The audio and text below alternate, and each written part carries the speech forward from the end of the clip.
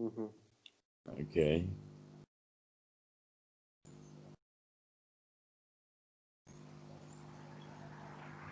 Um, there was a very important teaching by Bhikkhu Buddhadasa that I'll go into quite in depth with you today. And in the short version of that is mindfulness at the point of contact. Mm-hmm. And so we'll talk about that at quite a bit.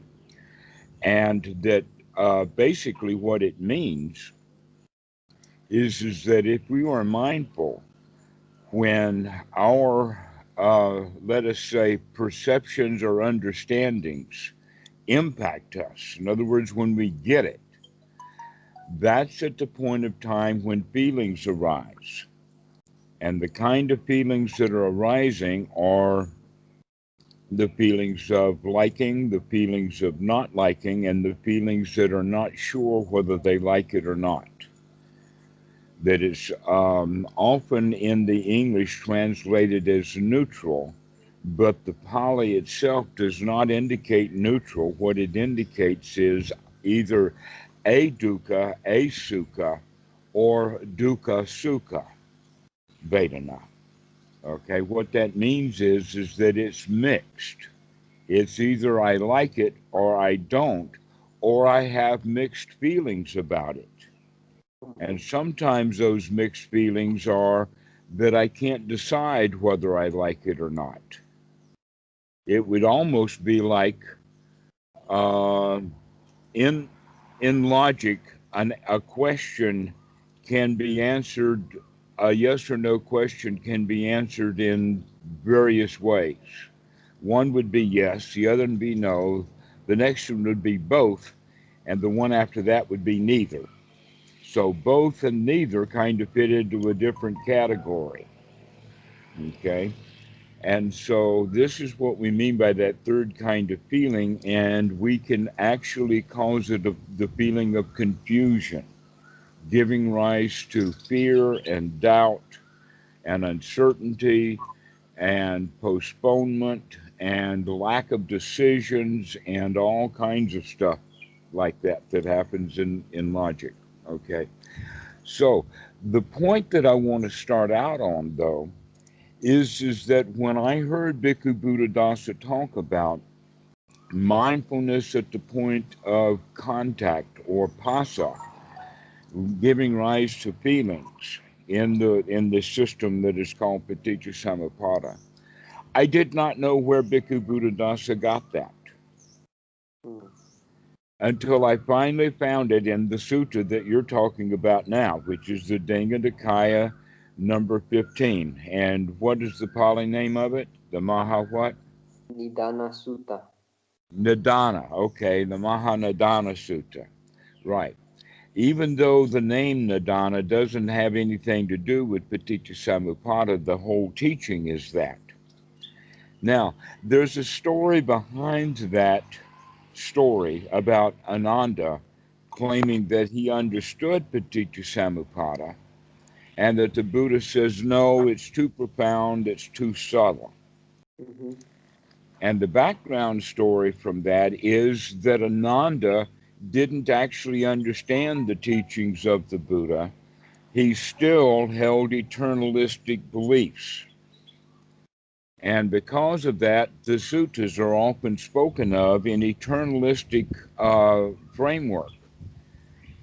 But that the Buddha's major teaching about Paticca Samuppada is to understand that this eternalism, this soul, or this thing that goes from life to life, experiencing the good and bad actions of a past life, is a teaching that not only is irrelevant to the teachings of the Buddha, it's actually dangerous and harmful.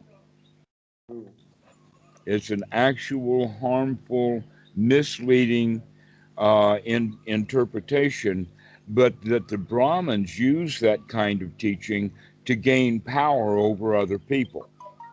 In other words, if I set the rules and you don't behave by my rules, and I don't really have the power or the army to go make you do what I want you to do, then I can lie to you and tell you that if you do the wrong thing that I tell you not to do, or you don't do the things that I do tell you to do, then someday you will get punished. I will make sure of it.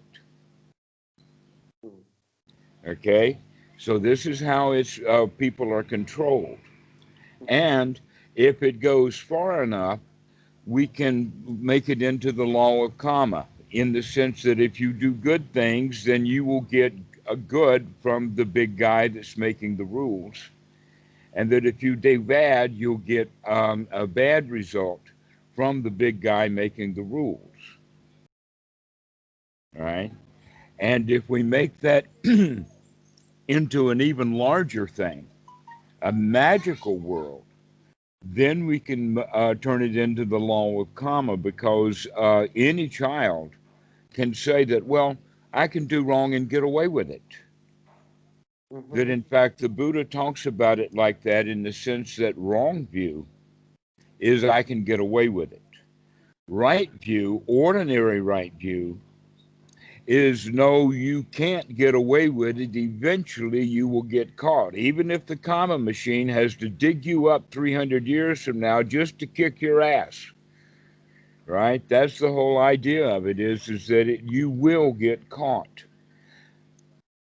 Eventually. That's the right view. But it's a right ordinary view. Now the right noble view is that you're not getting away with it right now. Yeah. Right now, you're not getting away with it. Yeah. Okay? So, much of the teaching of the Buddha, especially about the five aggregates and how the five aggregates fit into Paticca Samuppada, points out that this idea of a self or a me or a mine or a selfishness comes into play at a time when the mind has already grasped onto things. In other words, the grasping that the mind does requires the concept of a grasper, the me, the one who wants this thing. Okay? And so this teaching of Paticca Samuppada is actually very useful for the Anapanasati meditation practitioner to begin to understand how his mind works, so that he can gain several skills. And one of them is that we want to learn to speed up sati, that we don't want it to be very slow, because if it's very slow, then by the time we wake up, we're already in dukkha. Oh, yes. The question is, can we wake up before the dukkha arrives so that we can avoid it completely? In other words, imagine that you've got to go to the other side of the pasture and you're going to step in a cow pie if you don't watch out, because the cows are on the other side of the pasture, but there are cow pies all over the place. You don't want to recognize the cow pie after you step in it, right? You want to see the cow pie before you step in it. This is the whole idea then about the mind. We want to see dukkha coming. And this is the way that we can do that. In fact, this is the major, major point that Bhikkhu Buddhadasa is making, that's hidden in this sutta. And that is that when we bring our mindfulness to the point that we know what our feelings are as they arise, then we have great control over them. We can control the way that we feel, that we don't have to create feelings that lead then to grasping, clinging, and wanting. Okay? And that when we grasp and cling and want, etc., like that, then that's the birth of the self, but this self is always born in a woeful state. Okay? Anger, sadness, fear is in fact a protection mechanism. And the protection mechanism is from the instinct, the self-preservation instinct. Okay? And so The whole teaching then of the Buddha is to wake up in time so that the feelings do not deteriorate ignorantly. Mm. You got me? Okay. So let's go through an example of that. The feeling of liking will lead to the desire or wanting it. In other words, if I like it, if it looks pretty, then if I have it, I will be better off, which Yeah. means that I'm not better off right now. Uh-huh. I'm worse off right now because I would be better off if I had that shiny object that I like so much. Do you understand the feeling that's going on with that? It's a very, very quick thing. It happens very quickly. Yeah, If I I see. like it, I want it. And I see it. Hmm. Now, along with that comes judgment in the sense of if I like it and I want it, that must make it good. And I will be better off because I get it. And if I don't like something, then I want to push it away. I want to not have to endure it. I want to be away from it, to move away, just like wanting wants to go close to something. So, not liking it wants to draw away from it. I don't like it. Therefore, I don't want to be around it. I want to get rid of it. And that also means that it must be bad. It must be terrible. It must be um, evil. Yeah. So, this third kind of feeling is when those things are mixed together or they are missing in the sense that you want to know how to feel about something, but we don't know how to feel about it. And that gives rise to confusion. Students get confused often when I'm talking. They don't know whether they like this or not. So the confusion then leads not to the judgment of it is good or it is bad, but it leads to the question of mystery, doubt, confusion, um, and other feelings, Vichikicha. which is a dukkha, exactly. Being afraid, being all dressed up and ready to go with no place to go. Mm-hmm. All dressed. In fact, the warriors are all dressed up for battle and fit to go, and they're afraid to go. There's a very, very classic case of that we know of in history, and that was McClellan was the general that Abraham Lincoln had chosen to lead his army. And McClellan trained and trained and trained and trained, and boy, they were a crack troop, but he wouldn't let them go. He was still afraid that they weren't ready yet. And when Abraham Lincoln replaced him, he replaced him with Grant, and Grant took that first class army and went to war. Okay, so this is an example then of that doubt and confusion. Mm-hmm. All dressed up and no place to go. Mm-hmm. Or the warrior fit for battle and is yet afraid to go.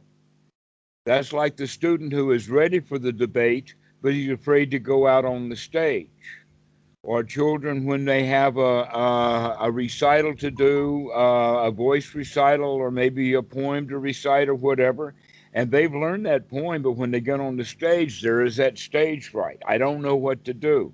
We go into that state of confusion because I really like being out on stage, but what if something bad happens, right?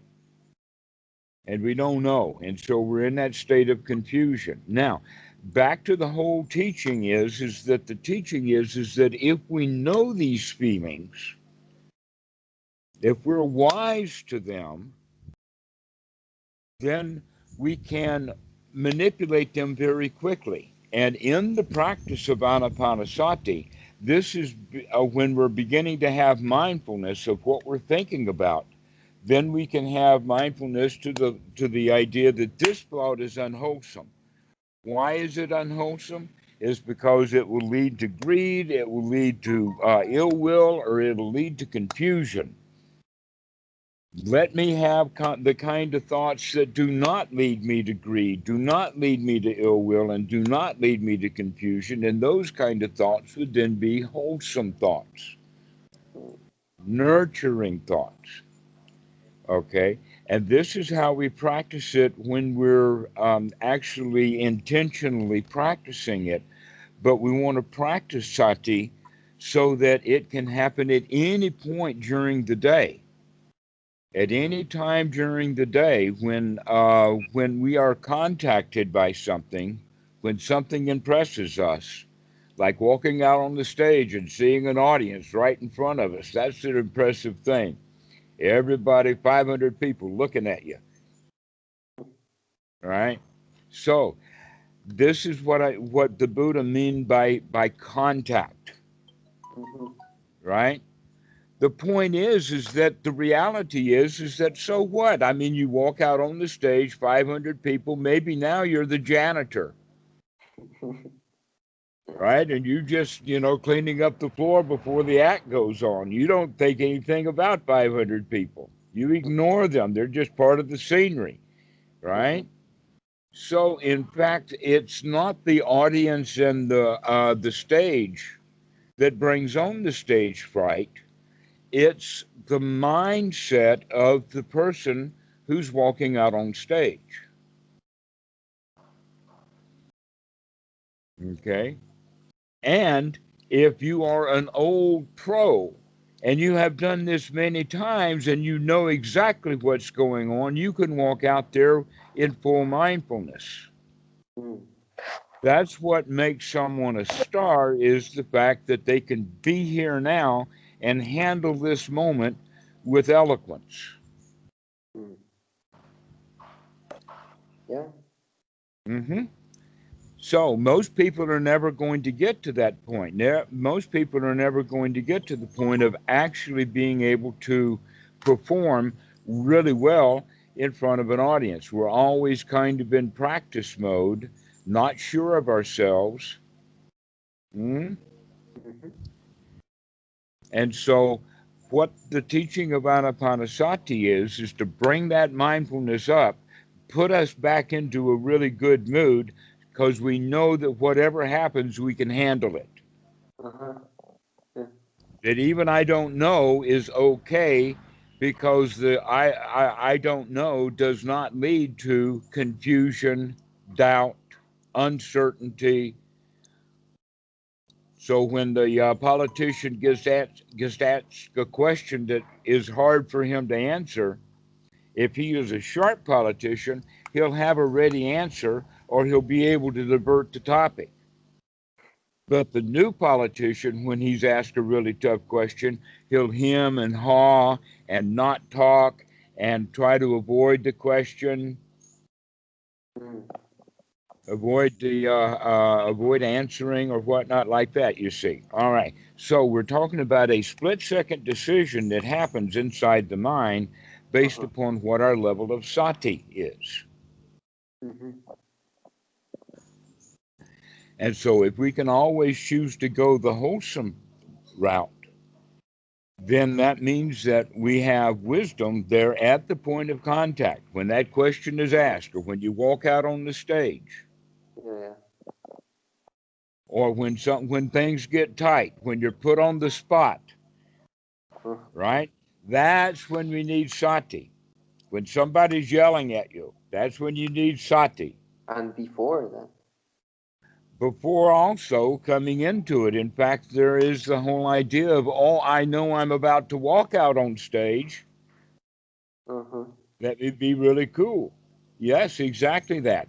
That's what wisdom is all about, is knowing so that you're ready for that contact, so that wisdom is there at that point of contact. That way we can handle these feelings when they come up, or we can actually manage them into feeling the way we want to, rather than the way that we are in the habit of feeling, based upon instincts and self-preservation. It's funny that a child will walk out on stage and have stage fright because not one person in that audience is going to start throwing cabbages or axes or anything at them. We don't do that anymore.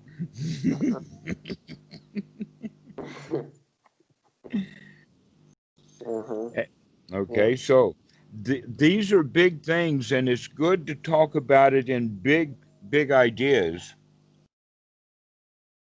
And if there were selfishness involved, which is actually what is going on here, then someone would say, "Oh, but I, don't- I don't have any trouble going out on stage." But it's not talking about whether you have trouble going on stage, because that same rock star who can handle going out on stage, he cannot handle his mother-in-law. Mm-hmm. All right. Mm-hmm. And so we're not talking about just going out on stage. We're talking about any kind of event. Mm-hmm. And so it's a generalization that we go into bad feelings quite often when in fact there's never a reason to Yeah, go into bad feelings. no. But yeah, out of the delusion and maybe wrong view and wrong attitude, we don't know how to get into feeling good. Maybe. Hmm. And so there's an important way of looking that if we are able to handle whatever is going on, then part of the idea of confusion and don't liking things is that we will often take actions that are harmful. Mm-hmm. Yeah. But if we are in a good mood, then we're not going to be doing things that are harmful and therefore will require retribution. What do you But mean by? well, we're talking about cause and effect relationships. And sometimes the cause and effect relationship is kind of slow, but there is actually a direct link, cause relationship, that is present. That one of the most important teachings that the Buddha gave, and he did this in Sutta number 38 in the Majjhima Nikaya, which is a sister sutta to the one that we're talking about. And this is also the teaching of Paticca Samuppada. In fact, there's three really good ones. There is Dinga Nikaya number 15, the Majjhima Nikaya number 9, and number 38. And these are all about Paticca Samuppada, but they don't talk about them in the kind of detail that is pointed out in many other suttas. And in this one sutta number 38, it has the issue about a fire, in the sense that a fire burns with a fuel, and that a fire is known by its fuel. For instance, a log fire, a gas fire, a building fire, a house fire, a car fire, a grease fire, a kitchen fire. You see what I'm talking about? An electrical fire. Every fire is known by its fuel, refuge. Whatever it is that is burning is the fuel. This is an important point. And the Buddha talked to his monks in the case of, do you understand what I mean? That a fire has to have a fuel. Do you get that? Yeah. You understand that? Okay. This is an important teaching of the Buddha. If you cannot get it, it will be to your harm, because then you will think that there are fires that exist without any fuel. And there are no fires that happen without a fuel. This is actually the part that Ananda was missing, because he was thinking that no, I will exist after I die. That fire will burn without a fuel, and then it will get fuel later. And the Buddha has been pointing out in many ways with this teaching. So that's why he told Ananda, he told him, This stuff is really profound and difficult to understand, and you don't get it. And so he tries to explain it to him again in a way. So, but he's not telling Ananda that in a way of shaking him and saying, "Don't you see there is no self?" Because Ananda will say yes to that, but then he goes back into his magical beliefs, which is what we often do anyway. There's a really, really big point to understand that it's only this moment that actually counts. That the past does not have an effect upon you unless you set it up that way. Mm-hmm. And when you stop setting up so that the past has an effect upon you, then it doesn't have any effect upon you anymore. Yes. And that's an important point. So, fire has to have a fuel. That means that the whole show of Paticca Samuppada is that every event is kind of the kickoff or the cause for the next item on the list. One after another, there is actually this fire now sets that fuel on fire, and that fuel on fire creates the next fuel that's on fire. Just like a house that starts that way, that it can start with a candle, that can start the rug starts to burn, and then the curtains catch on fire, and now the ceiling is getting roasted. You see what I'm talking about? One after another, after another, after another. And if you remove the fuel along the way someplace, that whole house does not get burned down, which is exactly the way that we're talking about Paticca Samuppada, is the whole house gets burned down and that we wind up in a woeful state. Mm-hmm. We wind up in hell, we wind up full of fear, we wind up in unsatisfactory states, dukkha, Mm-hmm. right? So if we can somehow rob the fuel at any point in time along the way, then we can put a stop to it.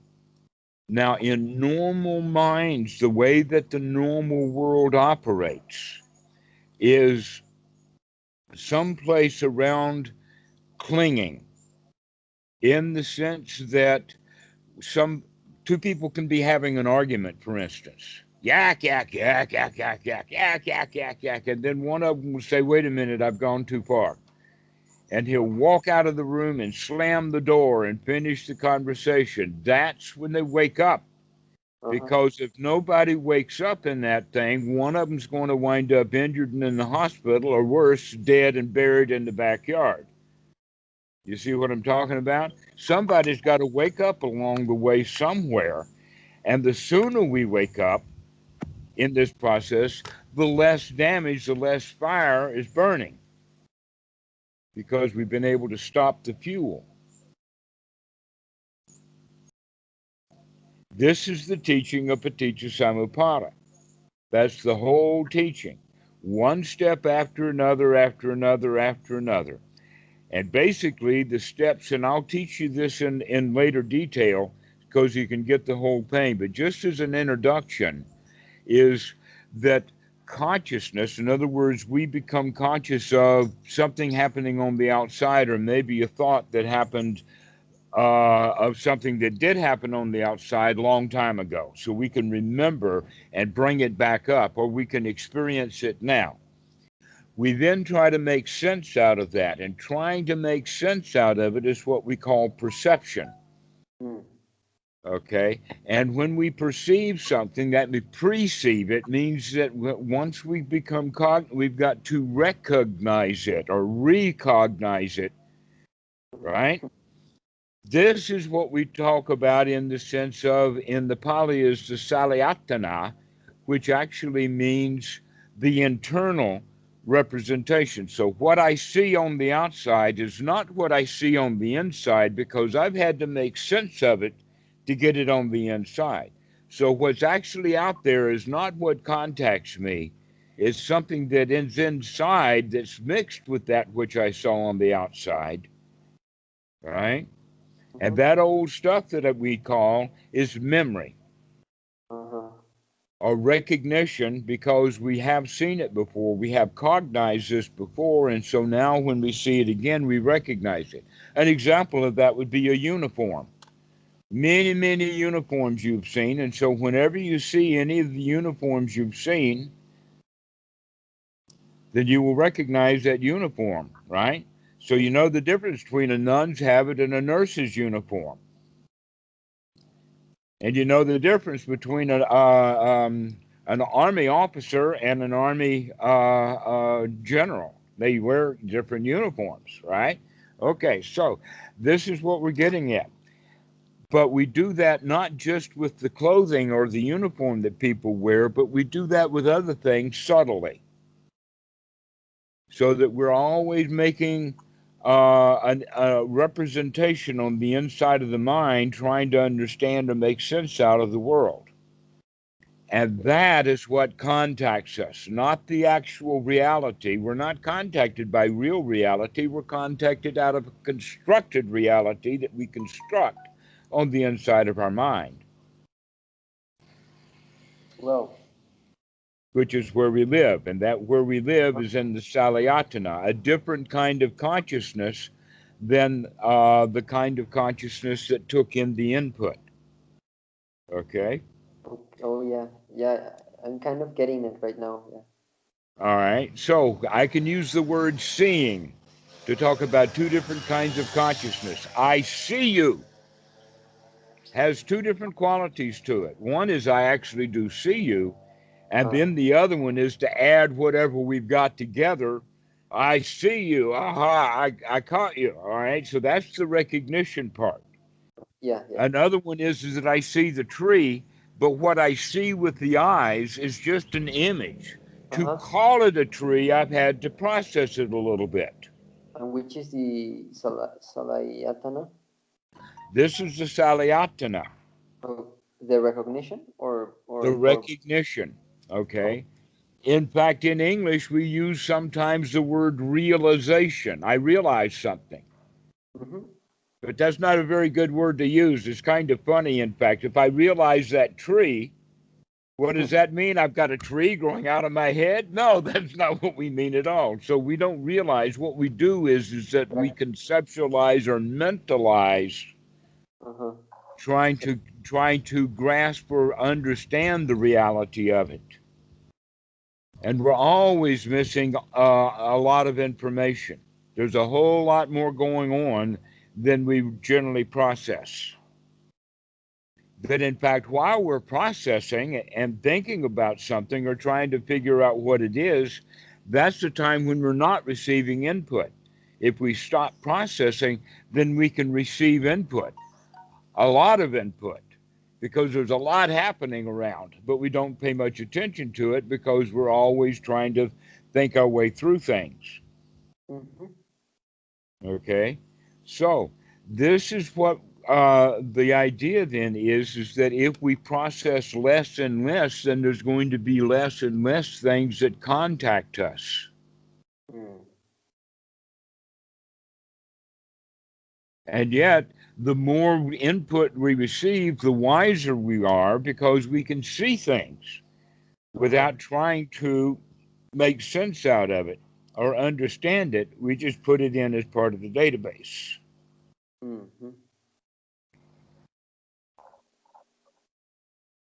Okay, yeah. All right.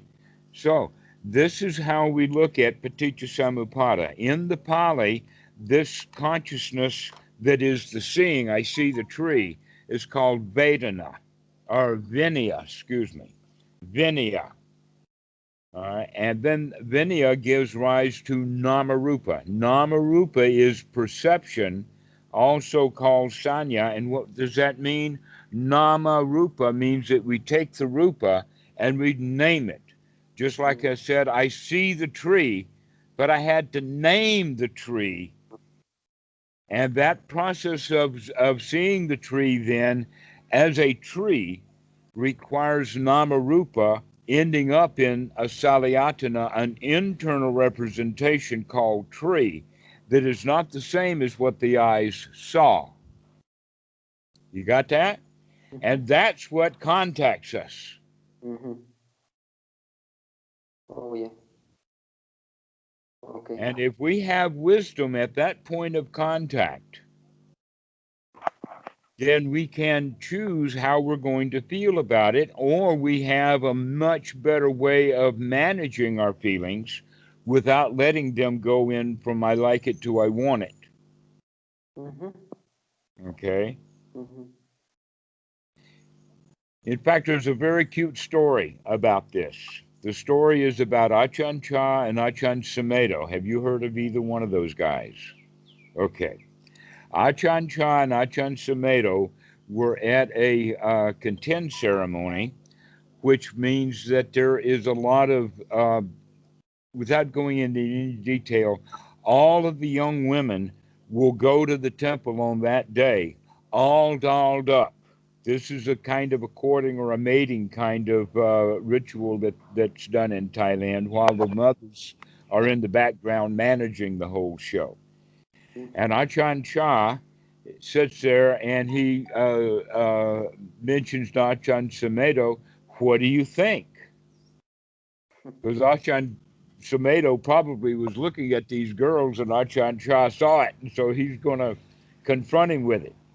Uh-huh. And Achan Sumedo had a brilliant comeback. His comeback was, I like it, but I don't want it. Mm. Mm. Wisdom. Wisdom at the point of contact, so that in fact we can like it. That women, in fact, do a whole lot of work to make sure that they're beautiful and attractive, and it's all right for you to like it. Just don't want it. Mhm. If you want it, that becomes really dangerous. But you can like it. It's quite beautiful Yeah.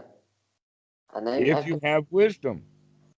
so what's the wisdom here? You gotta. The wisdom is that it's dangerous Uh-huh. for Samedo as a monk to try to want to chat up one of these young girls. Yeah. Yeah. Uh-huh. Yeah. Okay. That's what I thought before I asked the question. Danger. Yes, that's what wisdom is all about, is to recognize that we don't have to follow these feelings blindly. That it's time to wake up to these feelings. This is the point that's easiest, but it takes quick reaction. We have to be there. If we're slow or late, then the desire has already kicked in. Now I want it, and now Mm. I'm plotting. Mm-hmm. Mm-hmm. Really fast. Hmm. And so if I can catch that liking at just merely liking, or not liking at merely not liking, without having to take an action,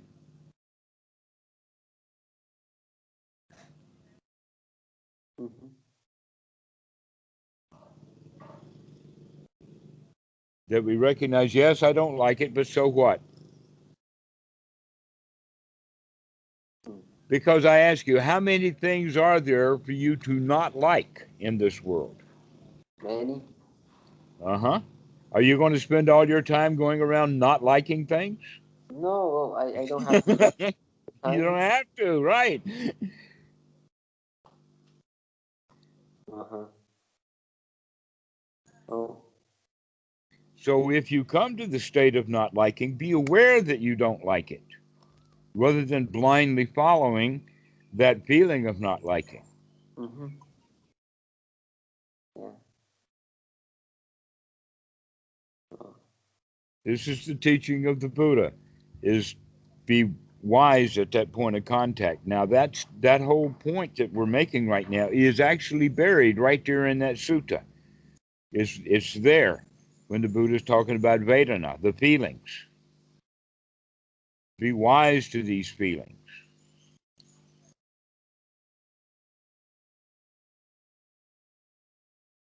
Mm. To know what you're feeling all the time. Because if you know how you're feeling, then you also know of the feelings as wholesome or unwholesome. And then you have a time or a chance to make a change. This is the whole practice of Anapanasati now, is to recognize the unwholesome as unwholesome. Wanting something is unwholesome. And in fact is listed as one of the 5 hindrances. It's generally the first one on the list. Wanting things, like wanting enlightenment. If you sit down wanting enlightenment, then you're probably going to have a pretty miserable sit. But if you can sit down and say, well, I'm not going to like anything or want anything right now. I'm just going to enjoy the moment. Everything is okay. Everything is fine. You're And so, never. and so we cultivate being in a really nice state because we don't want anything. We're satisfied. And yet the danger is that people want this state that we're talking about, the state of not wanting anything. It's actually got a term. It's called desiring desirelessness. Yeah. That's well. Yeah, I've noticed like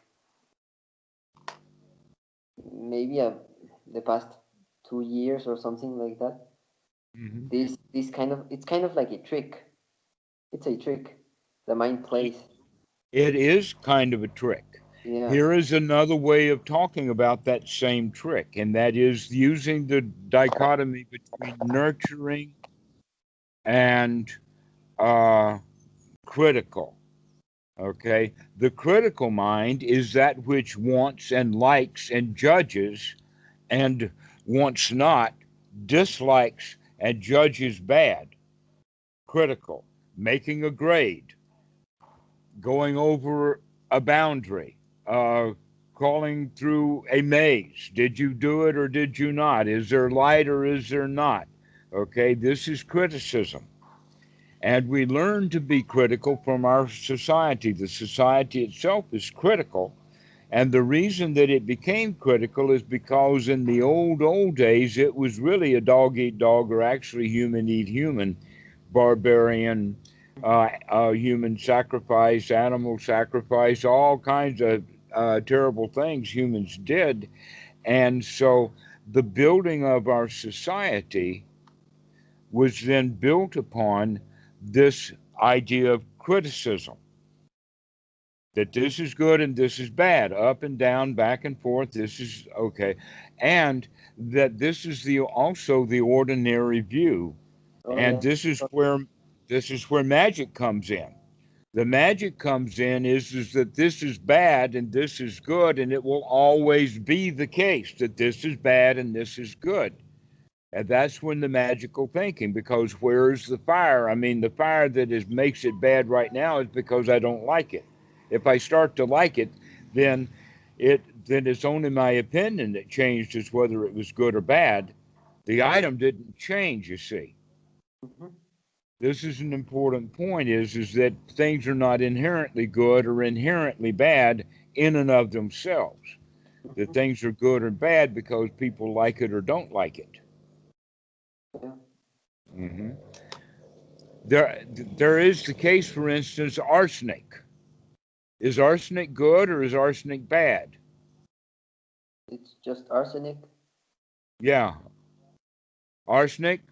We can use cyanide. Do you know cyanide? Arsenic and cyanide are 2 poisons that you can die from quickly. Okay. And so I asked the question: Is arsenic or is cyanide bad? Well, by itself, it's just poison. In fact, arsenic, the one that I started with, is Uh-huh. actually used in transistors. Mm-hmm. Gallium arsenide. There's a lot of arsenides that have arsenic as an ingredient in it. Mm-hmm. But if Ah, you eat it by itself, it will poison you and kill you. yeah. It's empty of But inherent. the arsenic itself, neither good nor bad. Mm-hmm. Another example is that if you have the intention to poison one of your enemies, then you want arsenic. It's good and you like it. Mm-hmm. because Yeah. you want it because you're going to kill somebody with it, okay? All right. So arsenic has no quality of good or bad by itself. It's how the individual person, the human, responds to it Mm-hmm. based upon their old memory, their old past, etc., like that. So you go to the pharmacy and you look and you see a bottle and it's got the label arsenic on it. What are you going to think about? Are you going to think about transistors? Are you going to think about dying if you eat this stuff? Are you going to think about, I'm going to go take this stuff and give it to that dog I don't like? Right? All of that is what happens in the mind. I like it. I don't like it. I'm not sure about it, or it's neutral. Mm-hmm. Okay, this is what we do with the things based upon our past. This is the nama rupa. So the actual rupa is that jar of arsenic sitting on the counter. What Mm-hmm. I do with it is that I name it or label it according to my own understanding, and then that's what contacts me, and that's what gives rise to my feelings. Oh, I want this stuff. Mm-hmm. Or I don't care about that. Or ooh, I want to get away from it. Okay, so those are the three kinds of feelings. Mm-hmm. Yeah. And if we have wisdom at that point of contact, then we know how we feel about it. We know what kind of thoughts that we would have. Mm-hmm. Yeah.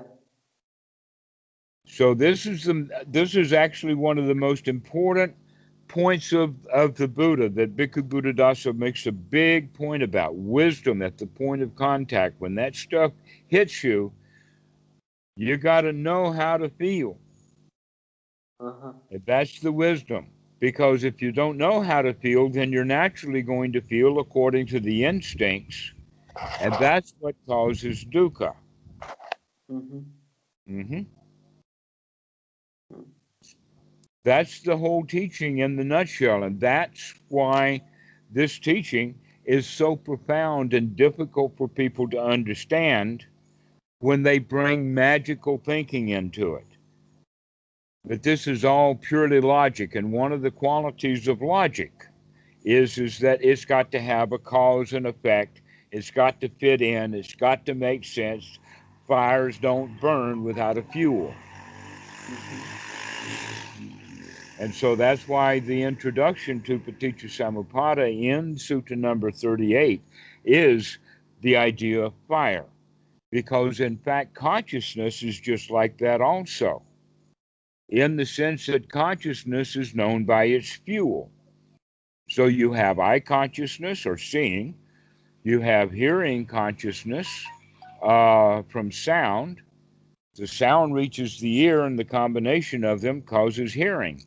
But it doesn't cause understanding, it doesn't cause listening, it merely causes hearing. Mm-hmm. That in fact you could hear somebody and then really not like it and not want to hear anything. It's like some scratchy voice, or maybe it's your mother-in-law or someone like that, and you hear it, but you're not listening at all, intentionally not Oh. listening. Oh. Uh-huh. So the next one is the tongue and the flavors give rise to taste. Taste is a consciousness. Touch is a consciousness. The body and the contact with the body is touch consciousness. And so uh, part of what we practice in Anapanasati right from the very beginning is to bring um, our consciousness out of the mind consciousness or thought into the here now consciousness of the senses, to become aware of the body, become aware of the feelings, of the sensations of the body, to become aware of the rising and the falling, to become aware of the sensory contact, our posture also. In fact, in the Mahasi method, they have the little poem rising, falling, touching, sitting. This is exactly correct. Rising of the breath, falling of the breath, touching the floor and touching the cloth and all of the touch input with the body, and then sitting is the proprioceptic, that when your eyes are closed, you know what posture the body is in. You know whether you're slumping or not. You don't have to look in a mirror to see if you're slumping. You can feel it. All right?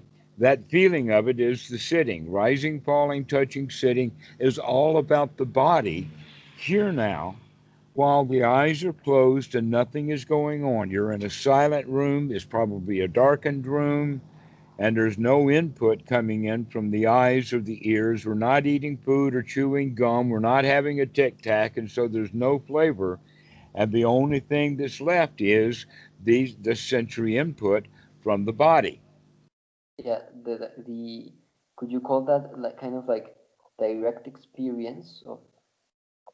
That's why we talk about sati at the point of mindfulness for bringing in the breath and bringing out the breath. So we want to have sati with that long, deep in breath and sati with that long out breath. So we're intentionally creating sati. I remember, I remember, I remember. I'm not going to let the mind go wandering away. I'm going to sit here and practice remembering. I'm going to remember to be here now. Any thoughts that come to mind are going to be very wholesome, happy thoughts. Wow, this is nice. No place to go and nothing to do. I feel really good. Everything is all right. Those are the kind of thoughts. And when the thoughts come that are unwholesome, then we can use the phrase that the Buddha used was, aha, I see you, Mara. Aha, I see you. Okay, because even that's joyful. Ah, I caught you. Yeah. And then we come back into joyful, um, pleasurable, happy, nurturing kind of thoughts. So going back to that point about critical is that ordinary world, the ordinary right view, the world of the ordinary person is a world of criticism, rights and wrongs and goods and bads and that kind of thing, with punishments and rewards, and that the change of reference that we make is to from criticism back into nurturing, the way that a mommy would nurture a baby, that she's not going to fuss or hit the child because the child does a poopy. But if the child is an adult doing a poopy in his pants, that's a really big no-no, you see. But for a baby who's just newborn, a couple of days later, they're actually looking for that first little turd. Or sometimes they're big ones. The first one's sometimes enormous. So um, at that stage of life, we everything is good. Everything is nurturing. There is no criticism. Mm. And we need to be able to get our mind back into that state, into a state of nurturing, into a state of no criticism, into a state of um, not responding to things. Things don't impact us the way that they did. And when it impacts us, we are wise to the feelings that arise so that we can manage those feelings. So this is how Paticca Samuppada fits directly into the practice of Anapanasati and directly into the Eightfold Noble Path. They're divided up so that we can speak about them and talk about them. But the basic skills we need are listed in the Eightfold Noble Path, and then they're presented as enlightenment factors once we have unremitting mindfulness. That's the Sambhojana. And the way that we practice the Eightfold Noble Path is through Anapanasati. But we're also in the practice of Anapanasati, we're looking at it from the perspective of this sequence of events in the mind, or these fires that are burning in Paticca Samuppada, so that we can decide where we're going to put the fire out by robbing it of its fuel. Let's give some new fuel. Let's not give unhappy fuel. Let's give happy fuel. Mm-hmm.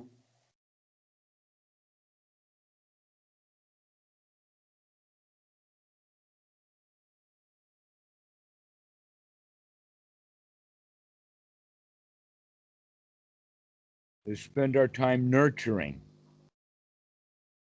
Mm-hmm. with the idea that everything's going to be all right. You're a winner. You can handle this. Everything is fine. Mm-hmm. But it needs to be practiced over and over and over again. Why? Well, look at this way. How many thoughts have you had in the past 15 or 20 years of critical thinking, critical thoughts? Mm-hmm. And now we're going to start having nurturing thoughts. But the critical thoughts are the habit. And so we have to change that habit. This is where sati comes up. To remember, to remember, to remember. Mm-hmm. Yeah, yeah. And the first place to look at what's happening. Look at what's contacting you. Mm-hmm. Look at how you're feeling. If that's unwholesome, then let's change it.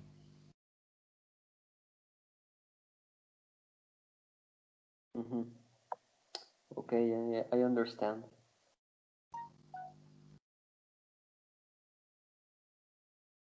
Great. Mm-hmm. Great. Yeah. Good. Anapanasati in the sutta it says is that the practice of anapanasati is a great fruit. Uh-huh. It's of enormous benefit to practice this way. Yeah, it is. So we'll finish now, and you go off and you put this into practice. This is the right way to practice, and this is actually very good. I'm glad that you called about this. Mm. That's why I ask you the question, how are you practicing? Because now I've gotten it completely spelled out. This is exactly how we're going to practice. Uh-huh. Yeah. Thanks. Okay, well, see you.